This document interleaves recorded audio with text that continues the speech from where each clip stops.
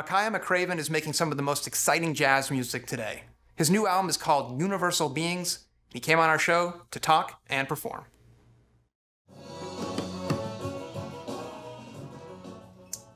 How are you? I can't do it the way you do, right? The way you bang on the desk. Yeah, I'm good. How you doing? I'm doing real well. I want to start at the beginning of your life because it just seems your dad was a jazz drummer, you're a jazz drummer, your mom was a folk singer. They're both doing it still. Like, were you basically born at a drum kit? I mean, more or less, I think my father was bringing me in on his lap on the drum set from like a really young age, just as practice. He practiced a lot, and there was music and musicians around all the time. So I really feel like it was more of like the environment than just, I was born to be a drummer like my father, but it was like I was in the environment of music and this culture. Was there ever a rebellious moment where you're like, I'm going to be an accountant? Yeah, absolutely. I was like, I'm going to be a football player. Yeah. And I played football like pretty seriously in high school. I was captain of my football team. But there was definitely a point where I realized that, that was only going to get me so far, or like the true calling was to follow this passion. Give us a few moments where you thought to yourself, I can't believe I'm right here, either playing or listening or part of a scene that you said, this is changing me. Well, I feel like I've been fortunate to have those experiences from a really young age, and I look back at like videos, like family videos, and I'm playing like a little cowbell with Archie Shepp or, wow. Being with Sam Rivers or Yusef Lateef or Marion Brown and all these incredible legendary jazz musicians I got to be around when I was a kid. And I didn't know who they were or really care about them other than them being like an uncle figure or just part of the family unit. But I feel like going to the concerts and being there as a child and absorbing that, seeing the jam sessions, seeing how people play together, and just feeling it was really important to my development. Talk about the idea of feeling it. There's so much most popular music today has words, has either it's rap or it's rock or it's even a lot of, some dance music, but jazz can have words, but most of it is instrumental. Mm-hmm.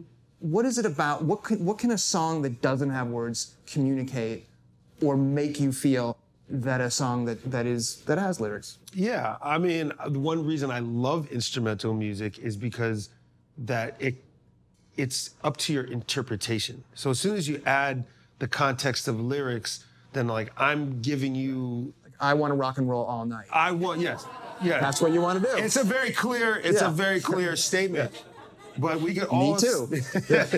But if we all sit here and listen to the same piece of instrumental music, we'll all come away with our own interpretation. We can all feel something unique, whether it makes you reminisce something or it hits you a certain way. And I think there's some freedom to that in expression where I'm not telling you exactly what to feel, but we're going to share something that is beyond the word, just the lyric. Do you have a specific thing in mind, a specific feeling in mind? And has anybody ever said? Sometimes. Yeah. And so I think the context makes a difference. If I decide to tell a story before we perform a song, it's going to create a different context for how the listener is going to perceive that than if I just leave that open. Or even if I try to intend something to feel a certain way by using certain dynamics or a certain approach to the song, we can try to get certain emotions out of people that are not literal, But, they say music is like a language. Sure. Right? We can communicate. I can communicate with other musicians, like when to stop or when to start, or create different emotions that would really accompany film or visuals in a certain way.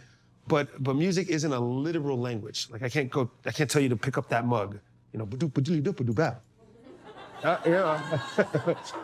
But it's not a literal language, but we can communicate many things through it. And I find that fascinating and a really interesting concept to explore. How much of jazz, and we can talk in a second about your recording process, but how much of jazz, live jazz, is improvisational? All of it. Really? But again, to take that within context, I mean, I mean, how much of this conversation is improvisational? It's all scripted. Yeah, I mean, we're improvising, but we have some ideas of like our thoughts Where we wanna go. and different things. So, you know, jazz, there's a lot of different ways we can improvise. I mean, we all improvise every moment through every day. That doesn't mean that you don't have a schedule or you don't have a plan for the day, but as you walk through each moment, you improvise. If you compose a script, that idea is born out of nothing So at some jazz point. mimics real life, or vice versa. Or vice versa, more than other. Well, you know, if we're doing pure improvisation where we don't have too much of a script, you know, that's one thing. We could improvise within shared vocabulary, so we choose we're gonna play a certain groove together on the fly or something, or we can avoid common vocabulary and play non-idiomatic styles of music where it's kind of always abstracting the sound. Now, jazz in the traditional sense of like playing jazz standards and tunes is we play a composition, right, which is a recognizable tune, and then we use that composition as a framework to improvise and within the framework. But that doesn't mean that each moment isn't still pretty much fully improvised or fully interpreted in that moment. Will you perform for us before we end this show? Absolutely. All right. Love to. Makaya McCraven, everyone. Thank you.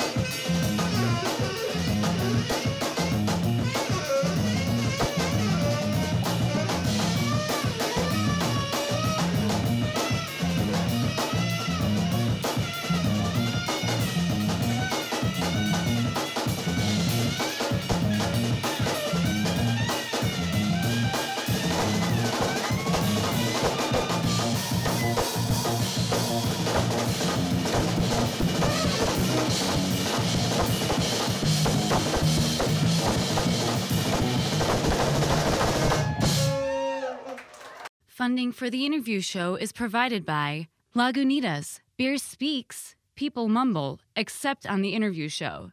The Lagunitas Tap Room in Chicago is at 2607 West 17th Street.